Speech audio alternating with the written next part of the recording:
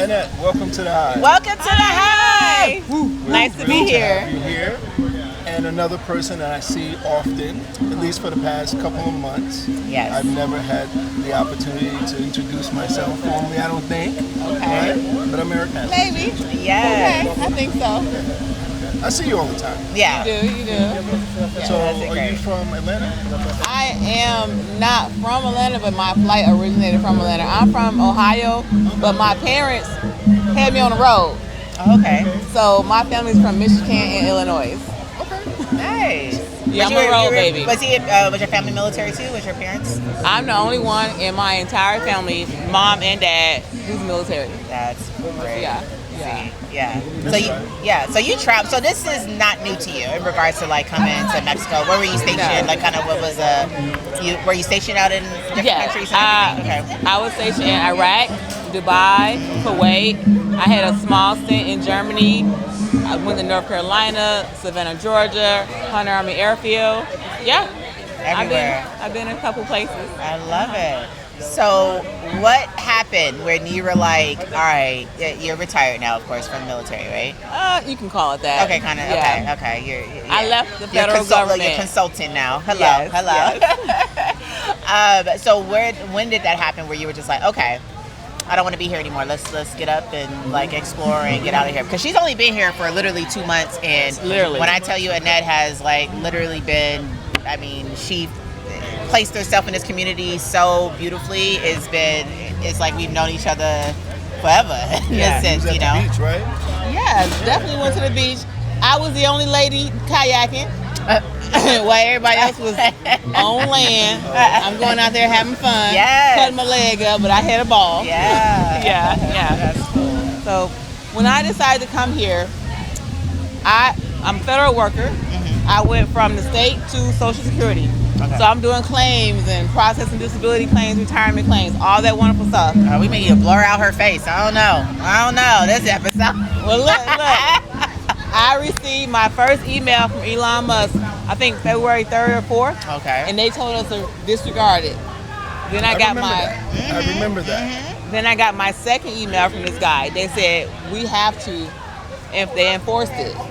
Our new commissioner said he was for Trump, stood up and said that's my guy. They put him as acting commissioner until they found a new commissioner, and he said it was mandated to apply.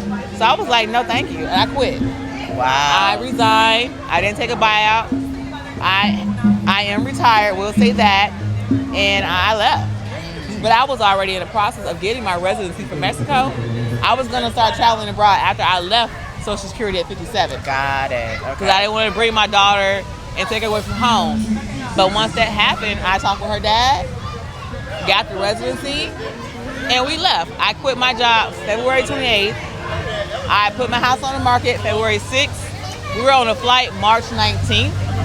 Residency obtained March 26th. Let's go. Wow. Done and done. Yeah. I didn't give myself time to second guess myself. Right. Just did it. I knew what I wanted to do, and we left. Okay.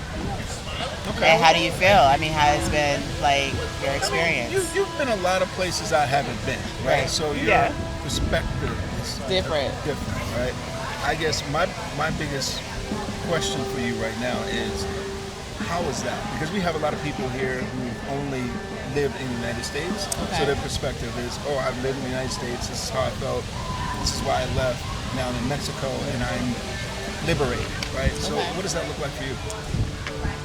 because I've been out the country and I'm in as a soldier and a civilian, as long as you come into the country and you're willing to learn, adapt, and adjust, it feels great. America is the only place where people are not welcome, even the people who are born there, as we all were. When you come to other countries, most of the time, people are going to welcome you with open arms. As long as you're coming in and acting accordingly and you're willing to take criticism and learn. So not only do I feel liberated, I feel more at peace. This is the first time in my adult life that I have not had a job. I've been out of work for almost 3 months. I've never not been out of work. And I thought that once I got here and wasn't working, that I would be looking for stuff to do.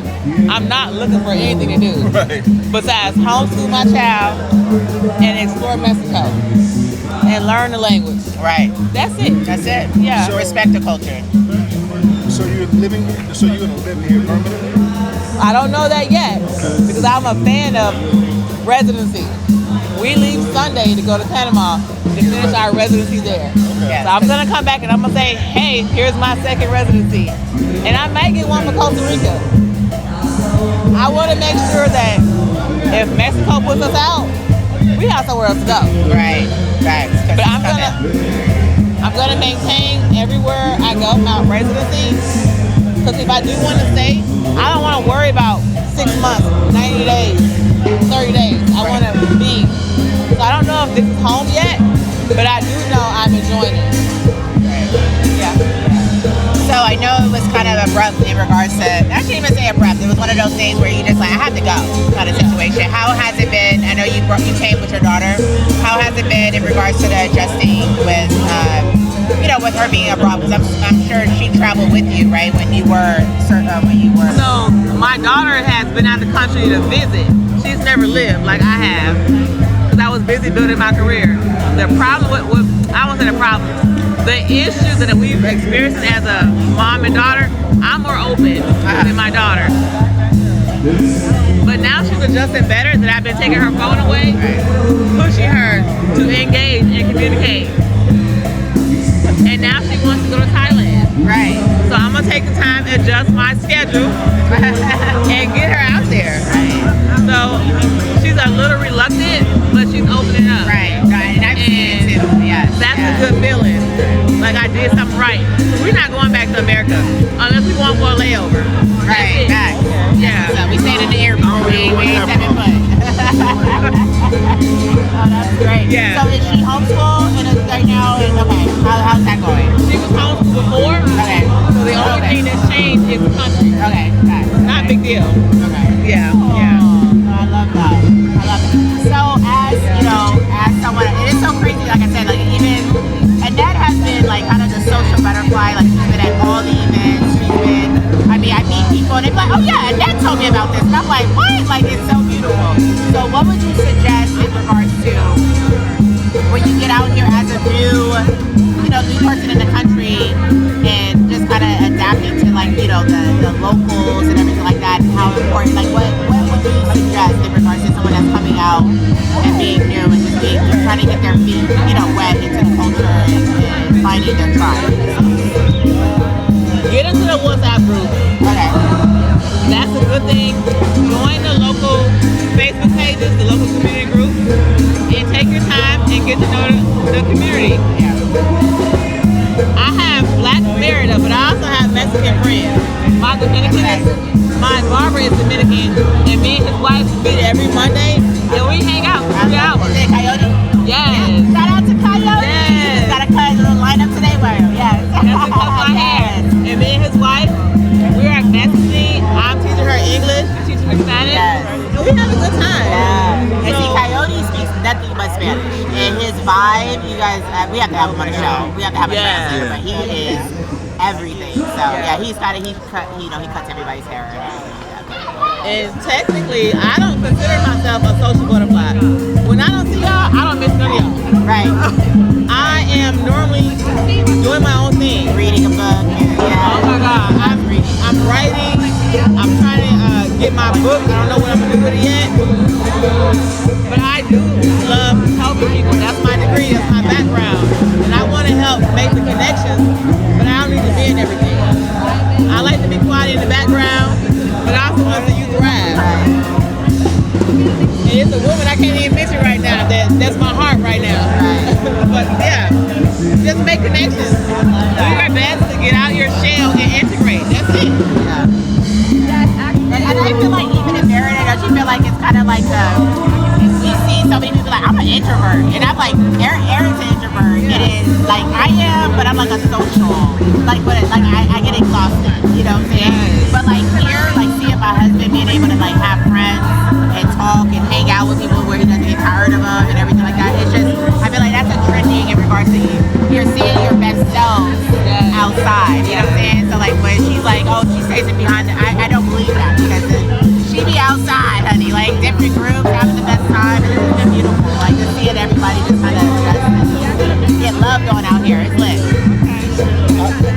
missed this part if we already asked the question, but how's your daughter adjusting to, such a big culture change? She's adjusting as best as she can. She adjusts better when I take her phone. We're out at social events. I am now taking her phone. I didn't want to take her phone because some of her friends are still in Atlanta, in Tennessee. But she's not going to adjust well if I keep allowing her to talk to these people while we're here. So, as you see, she's out here playing. She's not on my shoulder with a mean face. It's taking some time, but this is the third week where her phone has not been with her. We're out. She's doing better. And like I said, she's asking now to go to this country. So my job is to continue showing her that if you don't like Mexico, that's fine. You can try something else. I'm going to keep engaging her and showing her different places that we can go and visit. Yeah, I remember one of the first times I seen you guys, she looked at me like with a mean mugging face. That's Lena. That's my baby. Yes. But that's part of the unlearning that, because a lot of the kids are part of that system of like want to be in their phones, want to see what's going on and not being present. I mean, we've seen it. I mean, we see so many kids here.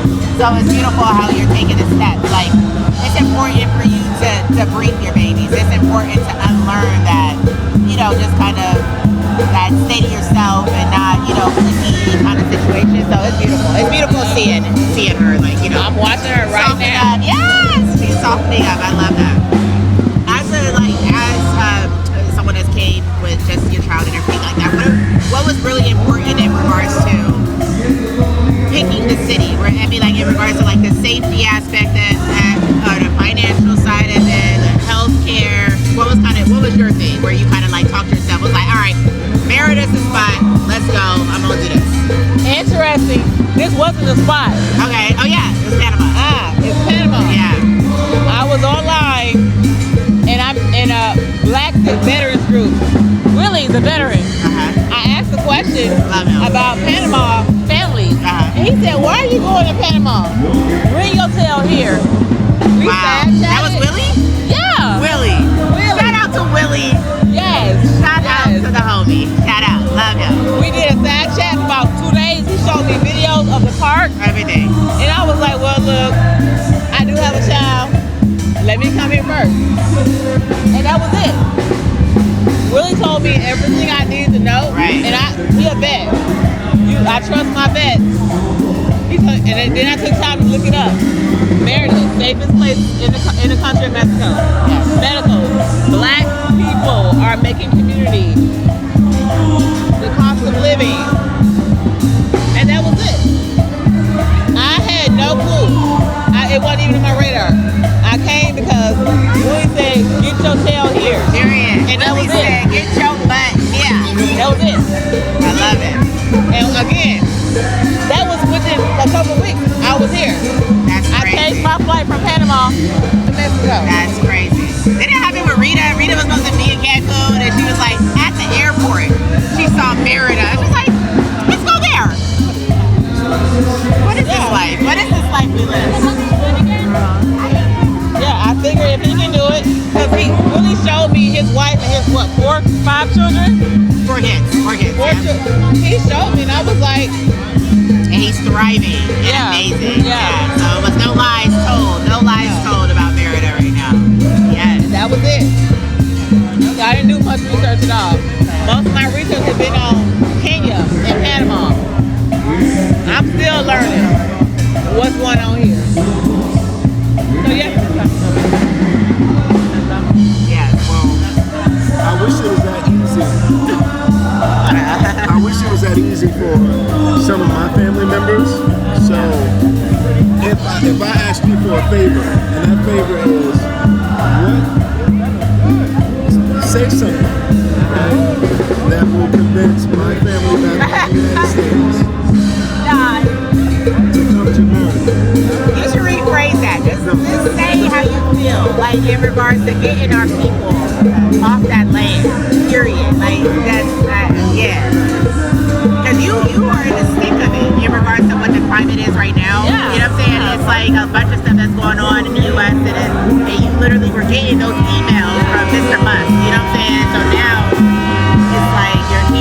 So tell them what drive you, how to get it out. Like, just to get about that frame of mind. Like it's doable. It's doable. Yeah. It's doable. Okay, so we as a people, we have a hard time reframing, rethinking, and regrouping. We gotta get out of this idea of black excellence. Black excellence is no more the thing I'm striving for. I tried black excellence. I got in financial debt, trying to get this big ass house, excuse me. Right. I got my student loans paid for because I'm a veteran. Right. Right. My children were always in a good school, but I was still humping every day, grinding, no time to relax. No sleep. All that shit. Nah. Yeah. Those emails pushed me to make the move and make it quick. So, because I was able to regroup and think about it. I may not have $10,000 a month. That's what I was making. Right. $10,000 a month. Right. Paying for 2 cars, 2 homes. Kids. See? I'm getting half of that now. But I'm calm, I'm at peace, So happy. I'm having a ball, and I now have time for me. I get up, well, what can I do today? I don't gotta do a darn thing. I'm gonna sit down, I'm gonna take a nap, I'm gonna make sure my daughter is doing her stuff, and that's it. We have to be able to say, this is not for me. Stop looking at what Nisha has and get what you need. Once people can start doing that, I think we'll be better. Right. Right. Because that country don't want us there. And if you don't have a degree, go get a trade. Find your niche in the world. I'm trying to find my niche outside of being a government state worker. Right. If I can do it, you can do it. What I'm doing is nothing different than what you can do. But you gotta get that welfare mentality off your mind. I'm tired of seeing, is there welfare overseas? It's not. But you got a market out here that needs what you got. You gotta do hair. People are doing hair. They're doing nails. They are renting rentals here, and then they're Airbnb their own rentals. They're making money doing plenty of things. You gotta regroup and re-image and rebrand yourself. That's my thing. That's it. That's beautiful. Thank you. Mic drop. Hello. That's beautiful. So yes, well, Annette, thank you so much. You guys are We're welcome. coming to the Hive. Yo, if you haven't already, definitely join us on you're on Mérida.com, right? BlackMerida.com. I am, and I love it. I love it. Thank you. Yes. So definitely log on to our BlackMerida.mx, MX, right? .com and MX.